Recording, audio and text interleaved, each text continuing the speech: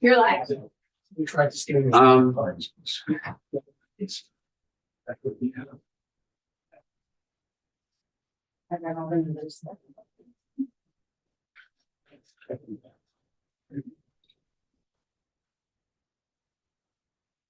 So the schedule says that you guys are on.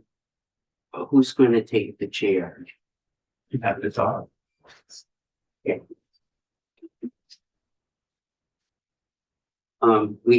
And this is Senate Transportation. We are Thursday, February 19th.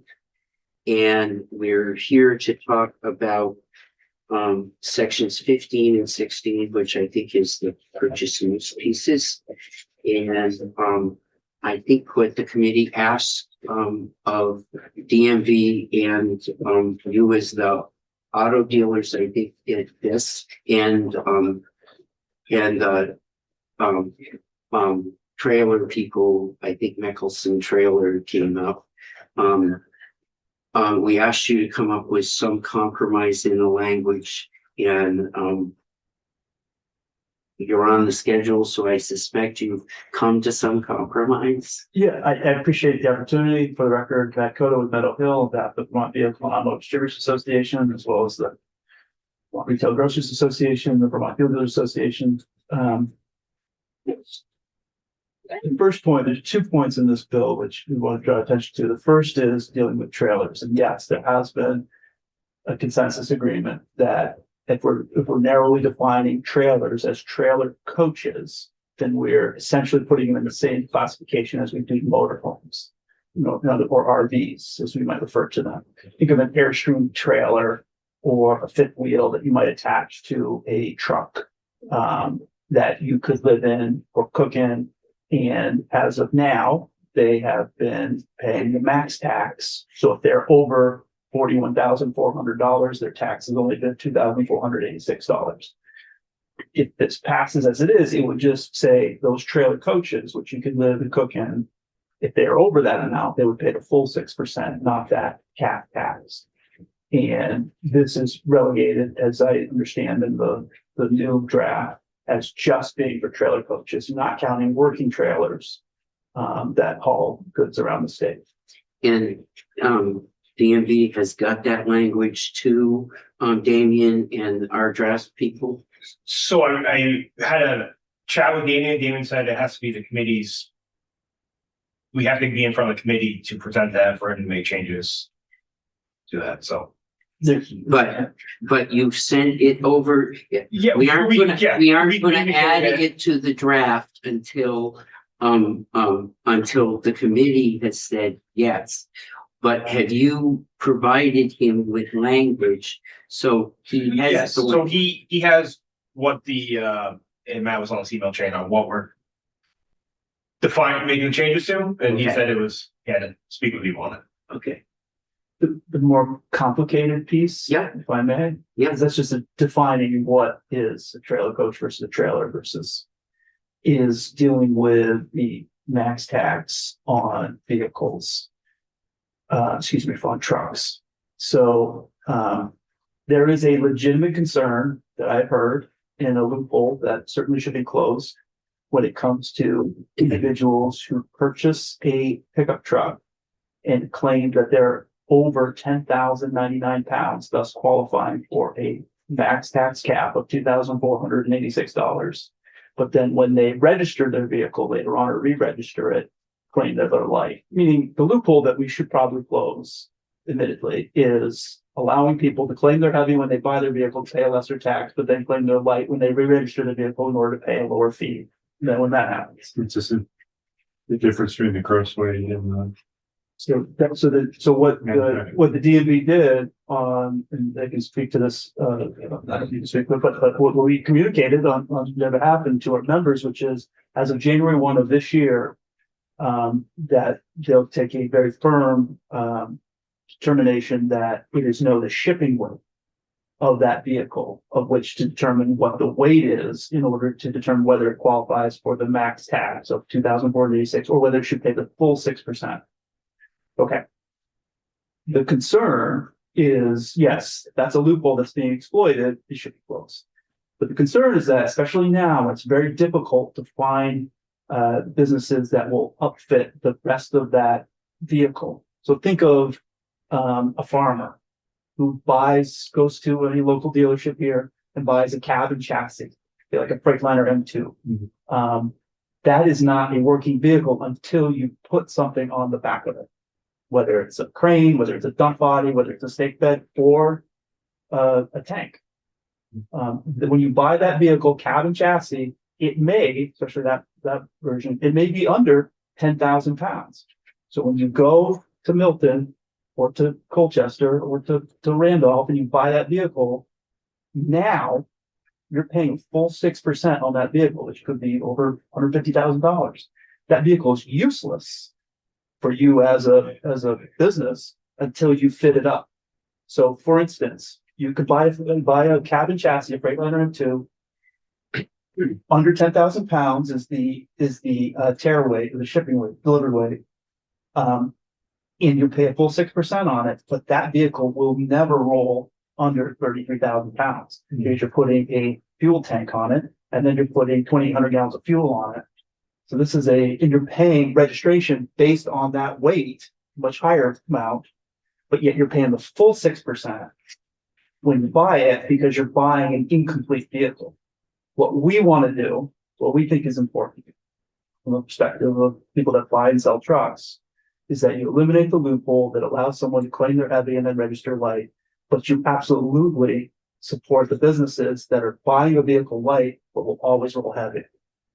And I had a great discussion with the DMV team this morning, and I think we're trying to find language, but we don't know quite what that would be. That's how to ensure that those two things happen. Could it be that you just always you're one or the other, both ways? Does that not work? One solution is just to raise that number. So you can say, The weight.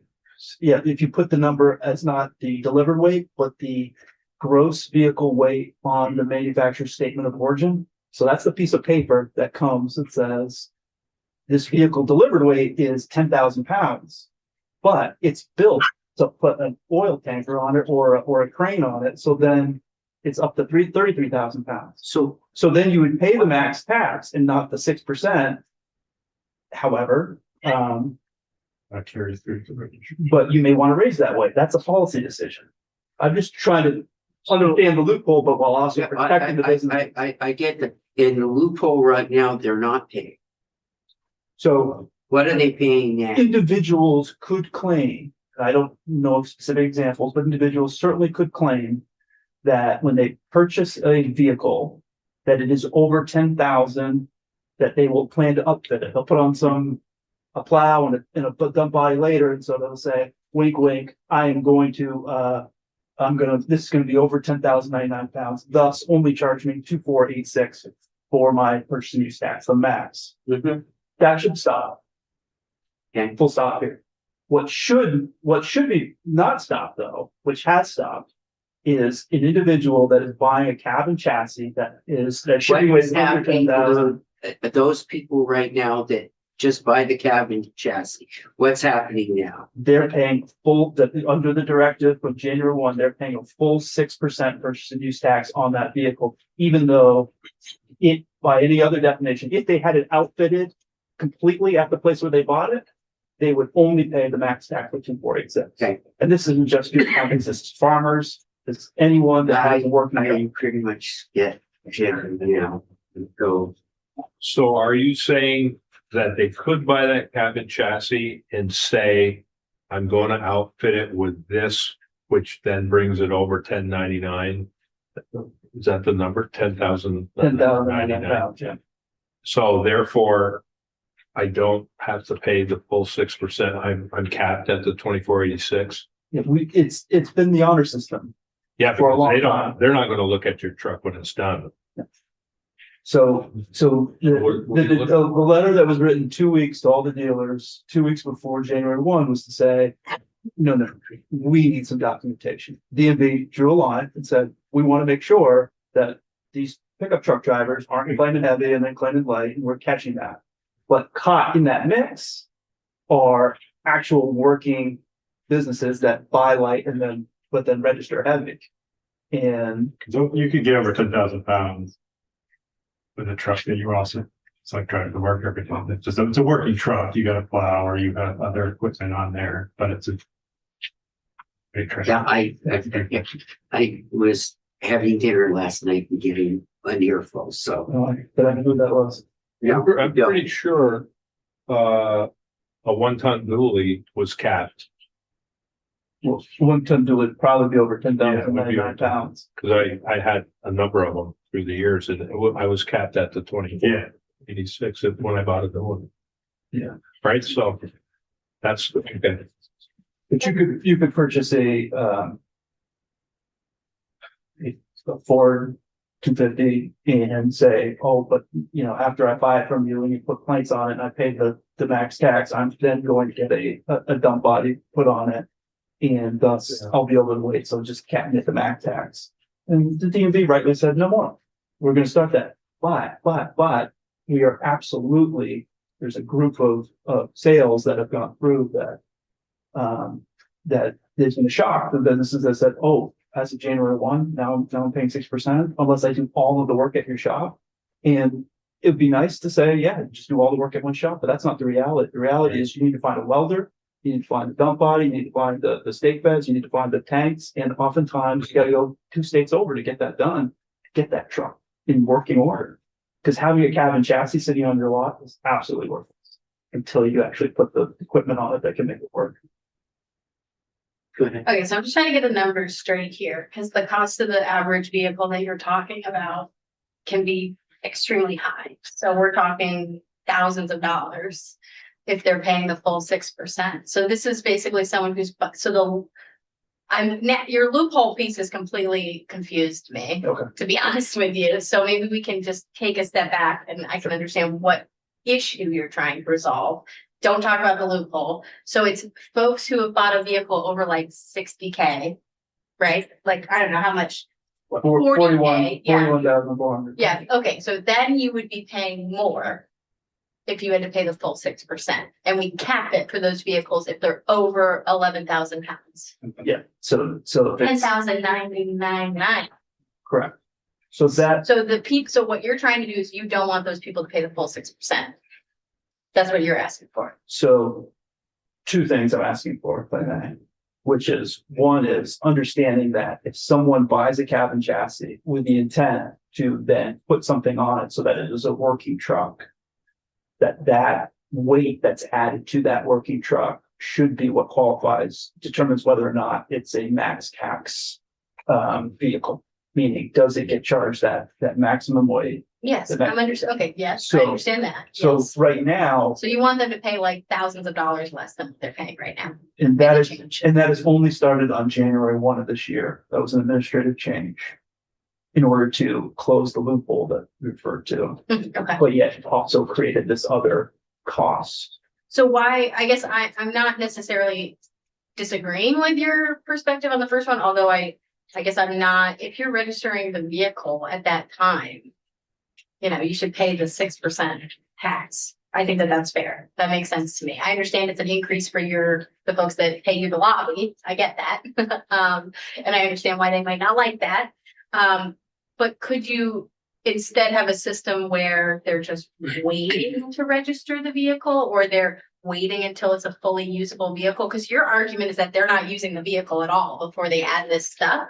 And I've seen people drive around their truck without their plow on it, without their salt thing on the back.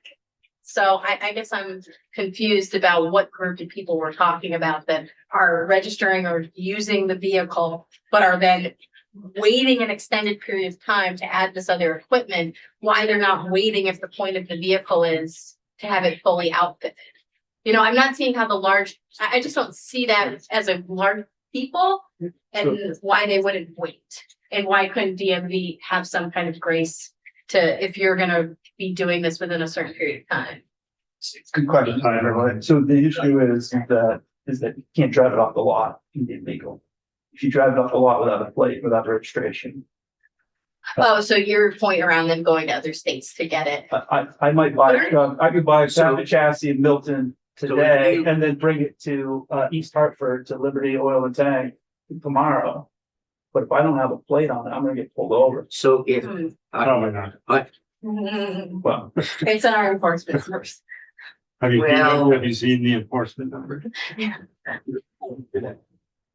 you're buying the truck and you can already have appointments set up and everything to get the work done. But you can't drive it off the lot to get the work done, to get, That's, I see. so you're buying it to have it that larger weight, but you can't get there to get the work done legally. I just. even if I were doing the work in my barn, adding the dump body in my barn, I could drive No, it from Milton to Harrisburg without Yep. potentially, without breaking I law. Sure. Is there, but people also don't always do that. Like people also buy vehicles and then may take a year, 2 years to do this. So I guess it's kind of like, what is the time period that we're talking about? I understand that very short situation where you might be immediately flipping the vehicle and it's a larger weight, but what does your language do to resolve it? Because I still want to capture the 6% amount. If someone's saying, hey, I think that's a good clarification that the DMV did, because I certainly see people who claim they're driving a work truck and then they're taking all their stuff off and they're putting their snowmobile on it. So my solution, which I won't speak for the DMV because I just brought it up to them 10 minutes ago, which is a putting the max tax not on the delivered weight, which is current practice as of January 1, but on the gross vehicle weight on the manufacturer's statement of origin. So for a cab and chassis that can accommodate a tanker or a stake bed or a crane, that is a much higher level than Yes. someone who buys a pickup truck that says that they're gonna put plow body on. Okay, but that still doesn't mean that's what that vehicle will be used for. Like you saying that that is what it's capable of doesn't necessarily mean that that's what that was buying it for. So I feel like a better strategy would be some kind of affidavit that like we expect the gross vehicle weight of this, or wait, what's the exact wording? By this date, within the year of registration, it will be, is that So, a crazy idea? so, here's what it sounds like to me. That the first piece on the trailers, there's a compromise. Damien has the language. Damien will bring the language to the committee. The committee will vote on whether or not we want to add that to the draft. I think at this point, it sounds like the trailer piece will fit in. You guys have got till tomorrow to come up with some sort of a solution to this. Or it's not going to be in this, in the miscellaneous DMV bill. We have to struggle with that, but this committee, it will take more time to get through. There is other vehicles that will come later in the session that we could deal with this. But on this particular one, you guys need to struggle. And if you can't come up with an answer by tomorrow, because we have deadlines that crossovers coming for us. We're down to less than 10 days to get stuff through. If you can't come to some resolution here, we'll take this up later in the session, but this won't be in this bill because we need to all understand it and get to the place. So I would encourage both sides on this to get down and figure this out. I'll be completely honest. The kid that's my little partner, who is more like family to me than anything, bought a truck. He's created a trucking company. He's shipping hay and mulch and shavings to southern New Hampshire and Massachusetts, and he did exactly what you bought. The truck was worthless until he started adding all the pieces on. I have to listen to every piece he adds every single day. And so I'm sitting there talking about what he's paying to get licensed last night. Well, it was half of dinner. So I get where you are, and I get friction and the fluctuation and all of that. You guys gotta, give us your best shot at some language. I want to close loopholes. I don't want to change the policy.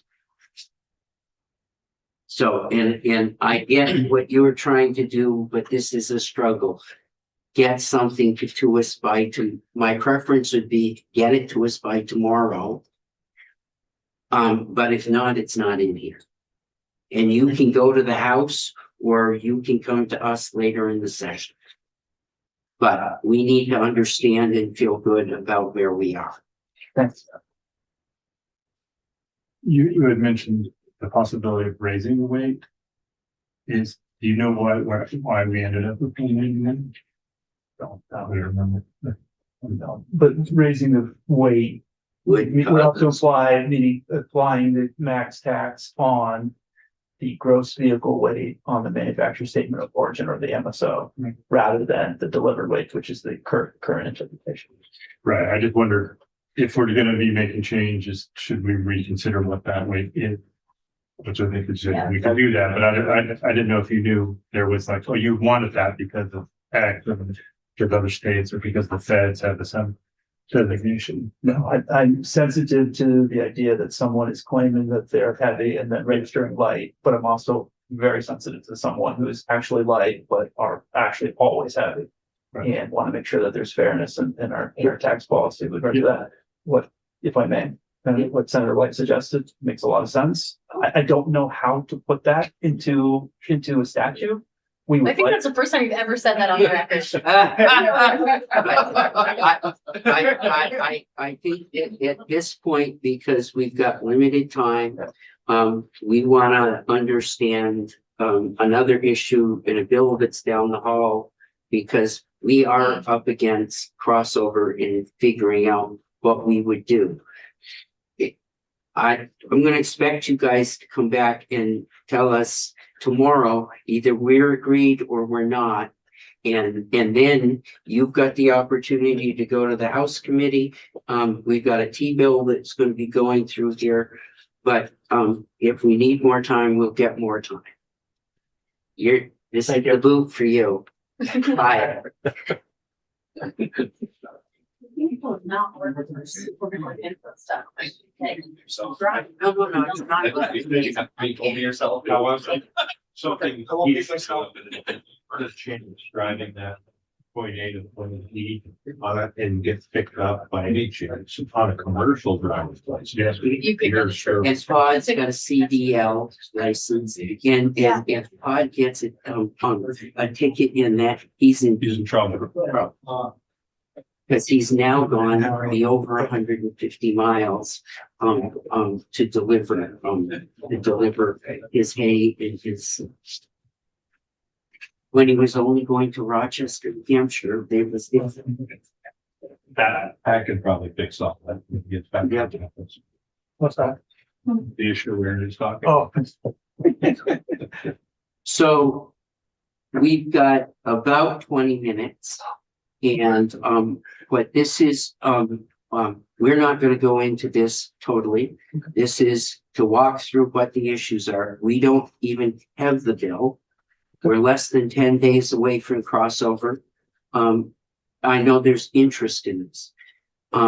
Senator Harrison is the sponsor of this bill, so we're going to let her go first. And we, from a high level, want to understand what this is, and then we can make some decisions about whether or not we have time or the place to be able to deal with this. So. Okay, thank you, Mr. Chair, and I'll be brief. So I sponsored this bill with the intention to increase the availability of driver education, and primarily to make our kids safer. When my kids were little, a pediatrician told us that having children is letting your heart walk around outside of your body.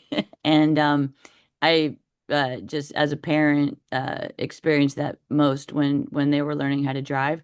Car crashes are one of the major reasons for deaths of teenagers.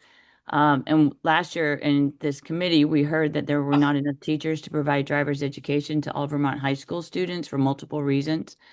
The AAA and their lobbyist came to me with this language. It's based on New Hampshire statute now. And or Damien will tell you, Vermont law currently requires that an approved driver education course be available to 15-year-old Vermont students who are enrolled in a public or independent high school. And this bill would allow that classroom portion of the training course, not behind the wheel training, to be online as well as in person. Now, I want to emphasize, I'm acutely aware of the harm to our children by social media and excessive time online.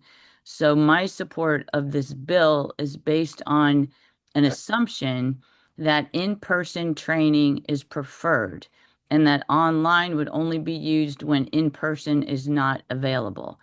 Now, that'll be our challenge is to define not available.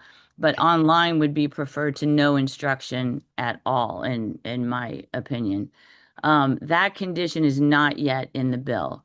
And I mentioned this when I introduced the bill in Senate Education, that I recommended that if they take it up, which they are taking it up, they're taking testimony this afternoon, that they prioritize in person over online. Okay.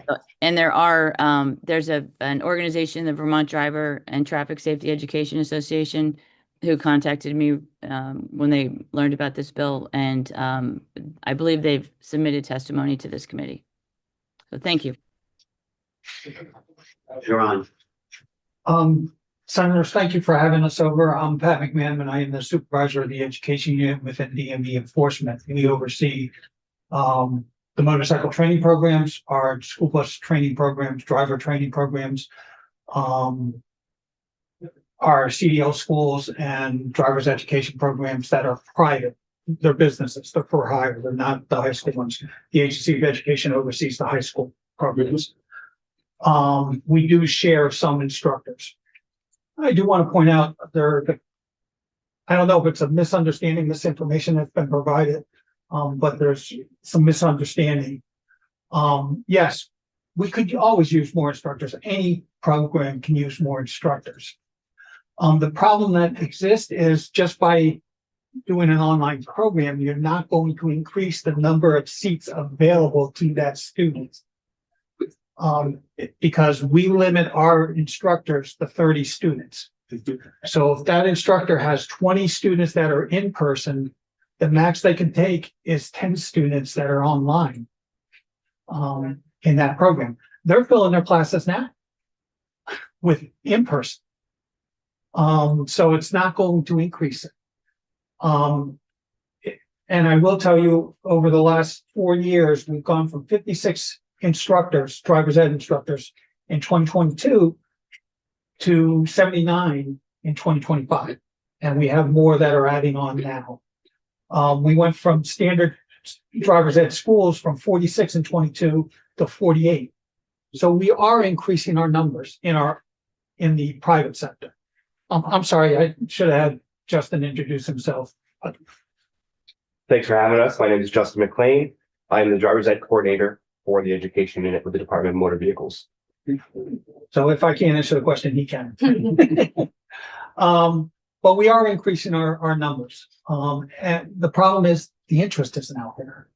And I don't know at this point how we can make it more interesting for people. There's also some information that White Mountain Community College is not adequate. That is far from the truth.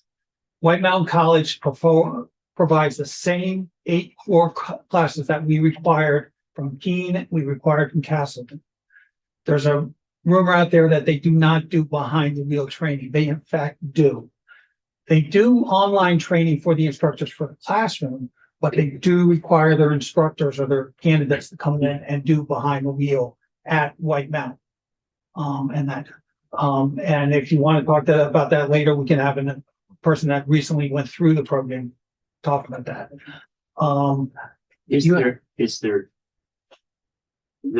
dealing with this at all and coming from, clear back over here in the corner. And what are the backlogs for people getting into driver's ed classes? I'm not sure I actually know that. Do you have an idea? I understand the instructors going from 50 something to 79 and up, but the real question is, what's the demand? We'll have to get back to you on that one. Okay. We can reach out to our schools and see what they, at least the private schools. Okay. As far as the online curriculum, I will tell you that I've had conversations with the commissioner. We potentially are not against the online curriculum with some modifications to the way the bill is written. One of those modifications would be giving DMV and the Agency of Education the total ability to set policy and procedures and guidelines for the online curriculum. And what I mean by that is, I will actually have Justin talk about what he found out when he talked to the schools or the states that do have online curriculum. And then we can get in a little bit about what our recommendations would be. So I spoke to about a dozen other states that use an online curriculum provider. All of them have some sort of security verification to make sure it's the student that's taking the actual course. Some of them use cameras, some of them use security questions that populated throughout the time using it. There was some states who used like a blended version where they required not just the online, but in-person parent night. Certain parts of the online course had to be done in person. Final exam had to be done in person. Every one of these states that I spoke to, they all control the guidelines, the rules and policy with Department of Motor Vehicles or their Agency of Education equivalent.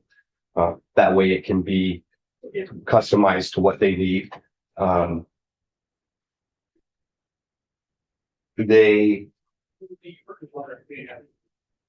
Every online curriculum provider had to be submitted to the states, so it was all reviewed. You couldn't just create an online program and have it be published and available. It had to be approved and accepted in the state. So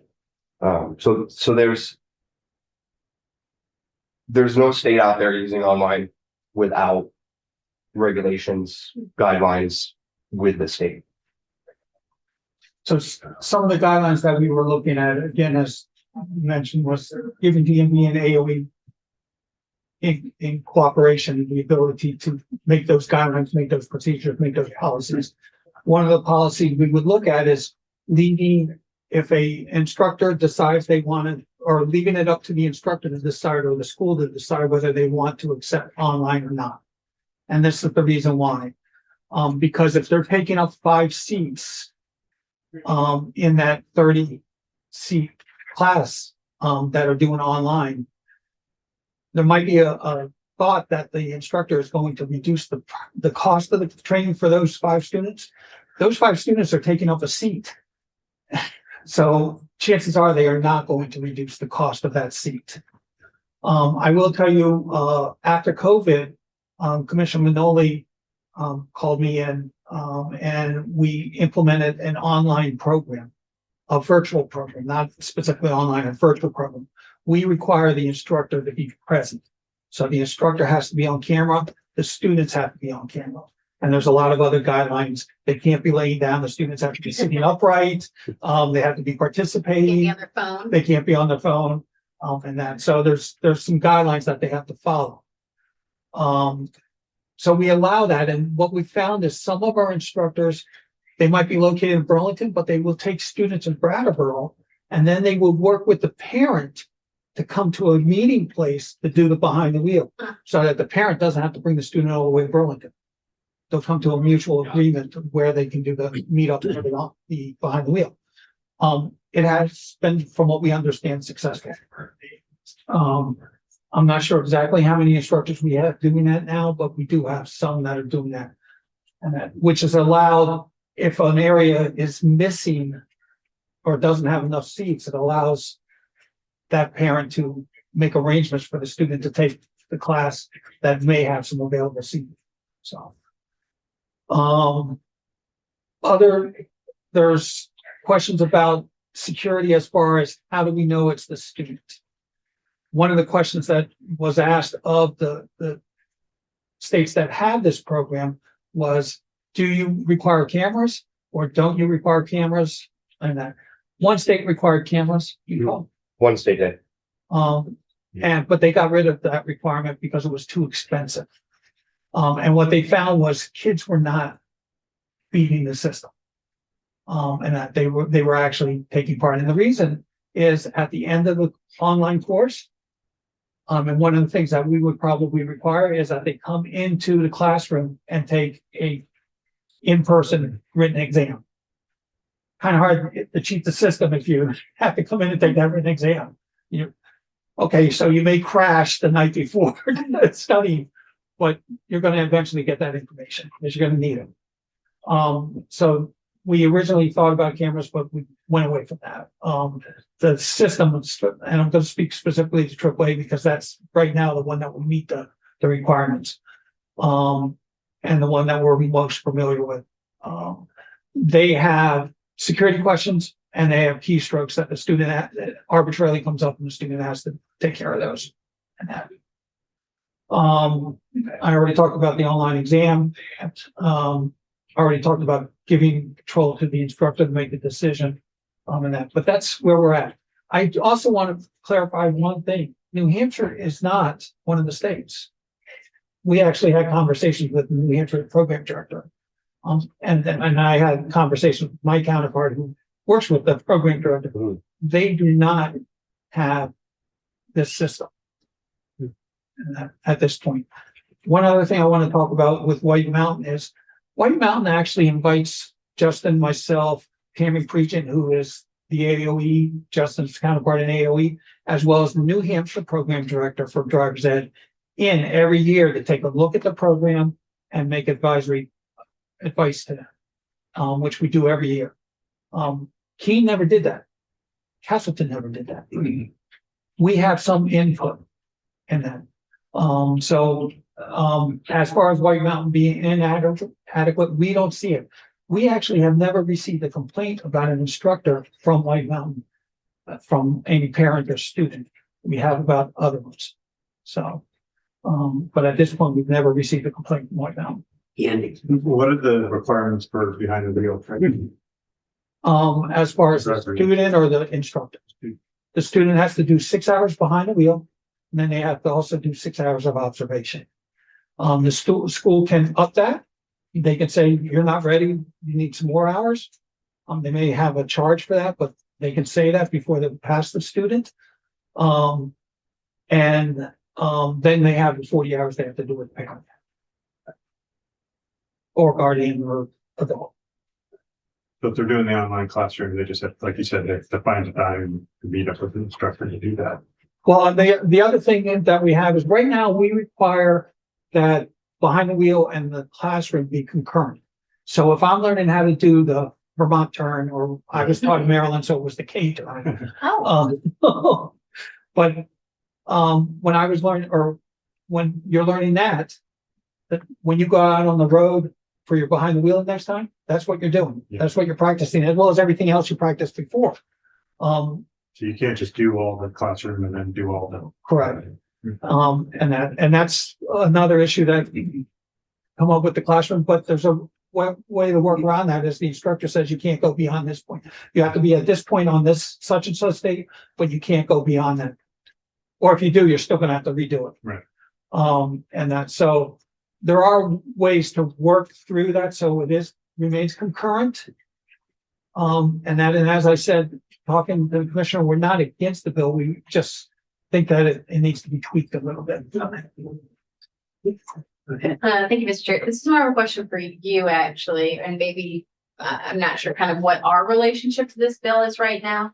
We're not taking this bill and making changes. We're just hearing about it and it's going back to the Senate well, Education. the question has been, would we ask for the bill? Would we want? Okay. And where this is, it clearly, it has implications in both Yeah. committees and both places. The education committee has been busy and hasn't taken the bill up. So the request was, would we, See. we asked for the bill, and that the chair of education came and did. I think it's a really, really important issue.